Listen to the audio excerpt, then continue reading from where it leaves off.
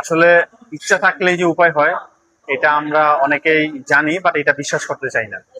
আর ওয়ার্কআউটের কোনো বয়স নাই, ওয়ার্কআউটের কোনো এজ লিমিট নাই।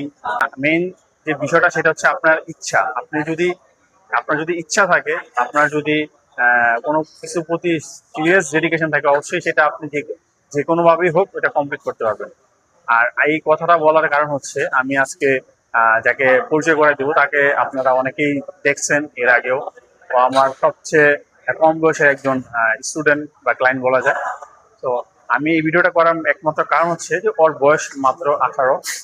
তো ও যখন আমার কাছে স্টার্ট করেছিল, ও মানে একটা পুল আপ করাটাই ছিল ওর কাছে একটা স্বপ্নের মতন বিষয়। মানে ও দুই হাতেই একটা পুল আপ করতে পারতো না বা চেইন আপ করতে পারতো না। তো আজকে দেখাই, তো এতদিন ওয়ার্কআউট করার পর ওর কি প্রোগ্রেশন আসলো।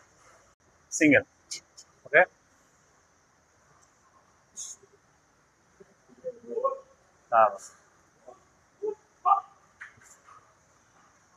তো দেখতে পাচ্ছেন একটা সময় মানে ওর জিম ছিল দুই হাতে একটা পুল আপ মারা।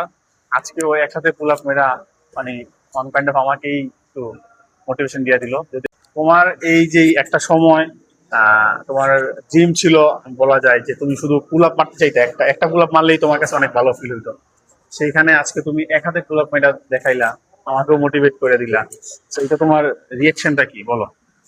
আসলে মানুষ এইভাবে লেভেল আপ করে আর কি, ডে বাই ডে। সো আগে বেসিকটা আগে কমপ্লিট করতে হবে, তারপর হচ্ছে অ্যাডভান্সে যেতে হবে। এটার আরেকটা বিষয় হচ্ছে, মেইন যেই বিষয়টা সেটা হচ্ছে আপনার একটা যে কোনো কিছুর পিছনে লেগে থাকতে হবে। আপনি যদি কন্টিনিউয়াসলি কোনো কিছুর উপরে সময় দেন, কোনো কিছুর পিছনে কন্টিনিউয়াসলি সময় দেন, তাহলে অবশ্যই এটা একটা সময় আপনাকে রেজাল্ট দিবে। এটা প্রমাণ এও।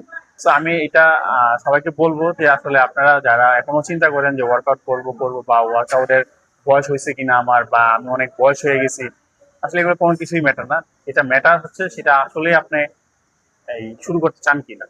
তো আপনারা যারা এখনো চাচ্ছেন বা ইচ্ছুক ট্রেনিং শুরু করার, ধানমন্ডি এরিয়াতে স্পেশালি, তারা চাইলে আমার সাথে ডাইরেক্ট কন্ট্যাক্ট করতে পারেন। সো আমার এখন 3 থেকে 4টার মতন স্লট খালি আছে, শুধু সকালে 2টা আর বিকেলে 2টা।